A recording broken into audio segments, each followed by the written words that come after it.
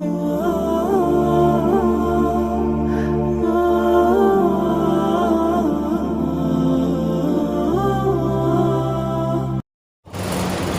اللہ الرحمن الرحیم۔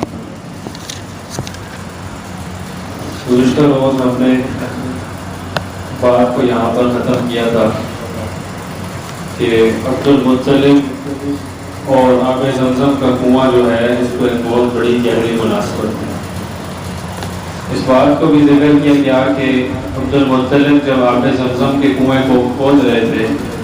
تو اس واقعے کو اور اس خواب کو انہوں نے قریش سے ذکر کیا کہ مجھے اس طرح خواب میں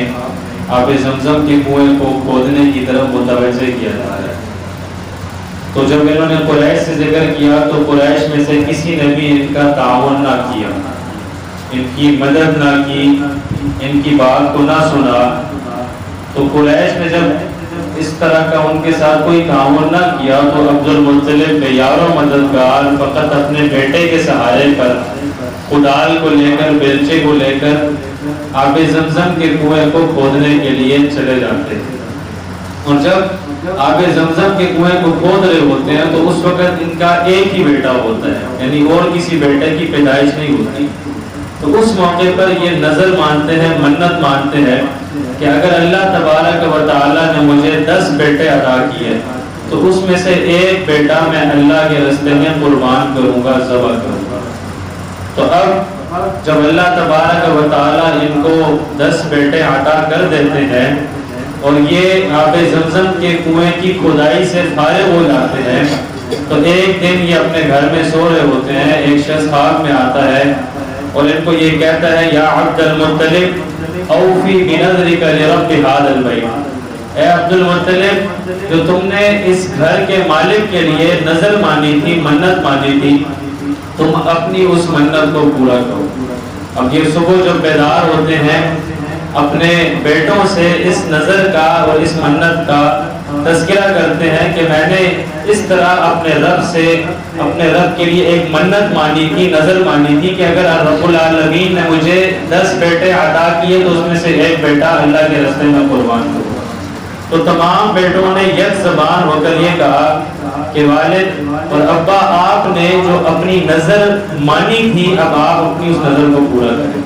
تو پھر یہ 10 بیٹوں کا نام قرآن میں ڈالتے ہیں تو ان میں سے حضرت عبداللہ کا نام اتفاقاً نکل آتا ہے۔ حضرت عبد المطلب کو اپنے بیٹے عبداللہ کے ساتھ بہت زیادہ محبت تھی، چھوٹے بھی تھے، اس وجہ سے ان کو بہت زیادہ ایک محبت کا پہلو ان کے ساتھ دیکھتا۔ اب جب حضرت عبداللہ کو لے کر یہ قربان کرنے کے لیے قربان گاہ کی طرف جانے لگے تو تمام بہنوں نے اس منظر کو دیکھا کہ اب بھائی کی جدائی کا وقت آ چکا ہے اور یہ ایک بڑا کٹھن مرحلہ ہے۔ تو بہنوں میں سے تمام بہنوں کو یہ منظر دیکھ کر رہا نہ گیا، ایک بہن آگے بڑھی اور انہوں نے حضرت عبداللہ کا ہاتھ پکڑ لیا اور اپنے ابا سے کہا کہ ہم سے یہ منظر برداشت نہیں ہوتا اور ہم اپنے بھائی کی جدائی کو اپنے سے برداشت نہیں کر سکتے۔ تو اسی بہن نے حضرت عبد المطلب کو یعنی اپنے والد کو یہ مشورہ دیا کہ آپ ایسا کر لیجئے کہ ایک طرف 10 اونٹوں کا نام لکھیں اور ایک طرف عبداللہ کا نام لکھیں۔ اگر 10 اونٹوں کا نام نکل آئے تو 10 اونٹوں کی قربانی کر دیں، اس سے عبداللہ کی جان بخشی ہو جائے گی، اور اگر دوبارہ عبداللہ کا نام نکل آتا ہے تو آپ 10 اونٹوں کو بڑھا دیں۔ تو اسی طرح حضرت عبد المطلب نے کیا، ایک طرف حضرت عبداللہ کا نام لکھا، دوسری طرف 10 اونٹوں کا نام لکھا، قرآن کی گئی تو اتفاقاً عبداللہ کا نام دوبارہ نکل آیا۔ تو یہ سلسلہ چلتا رہا، 20 اونٹ ہو گئے، 30 اونٹ ہو گئے، 40 اونٹ ہو گئے، حتیٰ کہ جب 10ویں بار قرآن کی گئی تو پھر جا کر 100 اونٹوں کا نام نکلا۔ حضرت عبد المطلب نے اپنے بیٹے کی جان بخشی کے لیے 100 اونٹوں کو قربان کیا اور اس طرح حضرت عبداللہ کو یعنی عبداللہ کی جو نظر تھی وہ پوری ہو گئی۔ اس وقت سے لے کر آج تک اگر کوئی بندہ قتل کیا جاتا ہے، کسی نے کسی کو قتل کر دیا، تو اس وقت سے لے کر آج تک جو دیت مقرر کی جاتی ہے شریعت مطہرہ کے اندر 100 اونٹ مقرر کی جاتی ہے۔